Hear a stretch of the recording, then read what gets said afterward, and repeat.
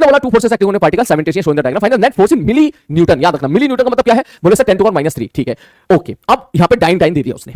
अब सवाल को समझने की कोशिश करो, इसमें वाला दो फोर्स है। अब यार ये क्या है, 1 मिली न्यूटन है, इसको अच्छे से लिखो यार 10 टू की पावर -3 न्यूटन।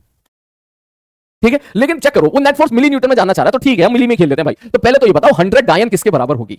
सर एक डायन बराबर होती है 10 टू की पावर -5 न्यूटन। मैंने कहा ठीक है, तो ये आ गया -5 तो ये आ जाएगा 10 टू की पावर -3 न्यूटन। मैंने कहा ठीक है, तो सर यहां से एक फोर्स तो लग रहा है इस तरफ। अब यार ये भी तो मिली न्यूटन हो गया,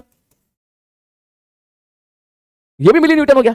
इसका मतलब ये हुआ कि ये भी मिली न्यूटन है, ये भी मिली न्यूटन है। मिली न्यूटन का मतलब समझ रहा है, मान लीजिए एफ है थोड़ी देर के लिए, तो भैया ये भी एफ है, तो हमको पता चल गया ये भी एफ है, इन दोनों का मैग्नीट्यूड सेम आ गया। मिली न्यूटन मतलब 10 टू पावर -3 न्यूटन। तो आप बोलोगे सर एक फोर्स अगर हमारा इधर एफ है तो दूसरा फोर्स हमारा इस तरफ है, इस तरफ है का मतलब बोले सर अगर मैं यहां पे एक ऐसी लाइन खींच देता हूं तो आप बोलेंगे यहां पर, बोले सर जी अगर मैं एक लाइन ऐसे खींच देता हूं तो आप यहां पर बोलेंगे क्या बोलेंगे कि सर इस तरफ इस तरफ इस तरफ एक फोर्स आपका ये एफ है, ये दोनों का मैग्नीट्यूड सेम है, ये भी 5 है और ये भी 5 है। तो बोले सर एंगल कितना होगा, मैंने कहा यार ये एंगल 60 डिग्री है तो ये एंगल हो जाएगा 120 डिग्री। एफ और एफ के बीच का रिजल्टेंट जो है हम यहां से बोल सकते हैं, अगर मैग्नीट्यूड सेम है, ये एंगल 120 डिग्री है तो रिजल्टेंट विल बी एफ।